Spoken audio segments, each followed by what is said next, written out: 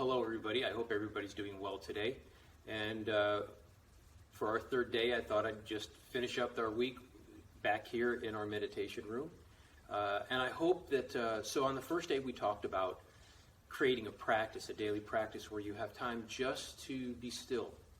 And you don't have to have anything elaborate, not that this is elaborate at all, but you can just sit in a chair. You can go outside and sit under a tree, sit on a bench. Yeah, it doesn't matter. You can lay on your bed or on a floor. That's okay too. You're not there to fall asleep though. Or you could do something more formal where we're actually sitting and then doing a meditation practice or a visualization practice, etc. But something more towards allowing yourself to go inward and feeling your sense of being or sense of existence, as we say. It is that sense I am. Now, today, what I wanted to talk about and finish our week up on is most of us, because this is the way we've been programmed or conditioned to be or to feel like, well, this is the way we were supposed to be, is we really get caught up in our day-to-day lives and all the experiences that happen. We are very entangled, it's a really good word, entangled with our experiences. We feel like we're tangled up in them, and it's like it's a part of who we are, and when something happens, it happens to us. It's, we say, oh, you're taking that personally. Yes, you're taking it as the person or the identity, yeah? And it's our persona, our personhood, our identity. In the same, I would say the same, this is our ego, our paradigm, whatever you want to call it. It's who we believe ourselves to be. I use all those as the same. It is that which takes it personally and says, oh no, I'm losing a part of myself. And that's what causes all the challenges in our life. A relationship breaks up. We feel, many times it's said, we say something in the order of, I feel like I lost a part of myself. Someone passes in our family, or even a pet passes it. I feel like I lost a part of myself, right? We don't feel whole and complete anymore when that's gone. Why? Because we, without knowing it, we took that on as saying, with this I feel whole and complete, and now that it's missing or it's not here anymore, how can I feel whole and complete? This is what we call attachment. We also call that as identification with that thing. Right? We're identifying with it and saying, well, that's a part of me. So when it goes, it's like if you lose your arm, you're like, oh no, what am I going to do? I don't have an arm anymore. I don't feel whole and complete. You're perfectly whole and complete. The body doesn't have an arm, but you, what you are, is whole and complete. So to get past that, or to give you an idea, I'm going to read from Eckhart Tolle's Power of Now. Incredible book, by the way. Absolutely love it. I got the DVDs a long time ago, and I listened to this constantly in my car. Also, another way we talked about yesterday about having a practice. This is something else that's part of my daily practice where I'm constantly listening to CDs, or I'm on YouTube watching videos, masters, etc.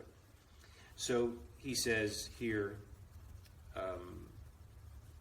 in Enlightened Relationships in his chapter, the first thing to remember is this: as long as you make an identity for yourself out of the pain, you cannot become free of it.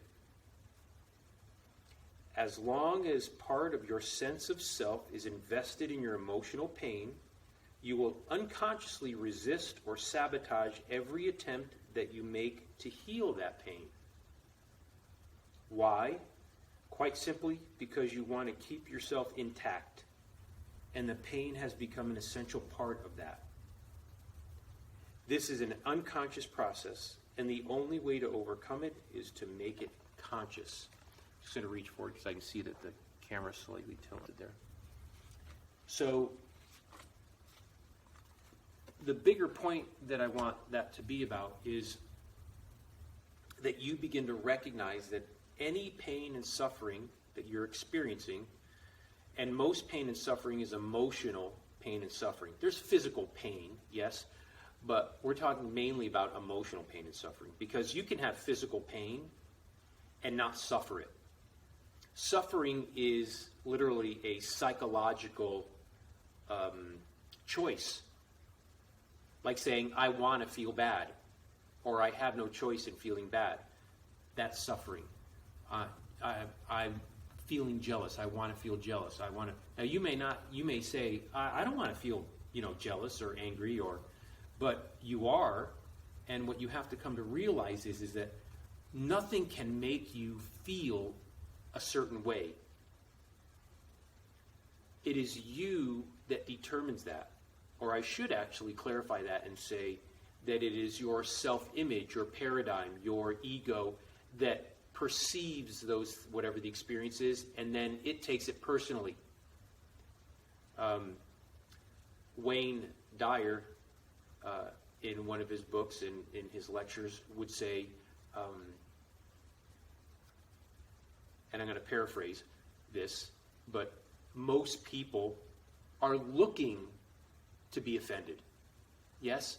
They go about their life and they're literally like, in their mind, they're waiting to hear things that they take on personally. They're offended by them. They're insulted by them. They see something happen. Hey!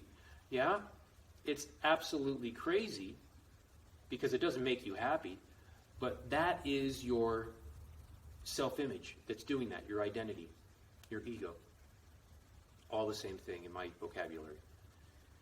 That is what's causing the pain and suffering. What you actually are is what gives life to the identity. You're living in that identity. So we say self-image. We could say self-identity if you want. But self-image, that's two things. The self, which is what you are, your authentic nature, and then the image that you are holding of yourself. And that image is not just a picture, but it's actually thoughts that we are believing in that create that, what we'll call an image. But the image is really just a description, thoughts that we're believing in. So those thoughts now become belief. What is belief? It means believing in. So a thought that you are being alive in, a thought that you are being alive in is a belief. Right? So when you're believing in something, you're actually living in that thought, and that's why it feels real for you. It may not feel real for someone else, but it feels real for you. This is what causes that pain and suffering. This is the identity with that thought of, hey, that just happened to me. That's a terrible thing. Oh my gosh, what am I going to do now? And you suffer that thought, and it feels gosh darn real. Why? Because your authentic nature is reality itself. So whatever you as reality give yourself to, a thought, that thought takes on the feeling of reality because you're living in that thought. I like to say you are your divine nature, which is formless, infinite, eternal, reality. And this is a veil of thoughts. Each finger is a thought, but let's say it's thousands and thousands and thousands of thoughts that you have about yourself and past memories and what's going to happen, what you like and don't like. And you are moving to and through that. And as you move to and through that, you take on those thoughts. Reality takes on the thought, and those thoughts now begin to have a sense of feeling real. But only a sense of it. They seem to be real, but they're not. They're only relatively real. So, overcoming your pain and suffering is a matter of detaching yourself from the identity, detaching yourself from judgment, detaching yourself from attachment. I know that's big, and this is just a beginning. However, I wanted to share that with you. So thanks for spending the week with me, and we'll talk to you soon. Take good care.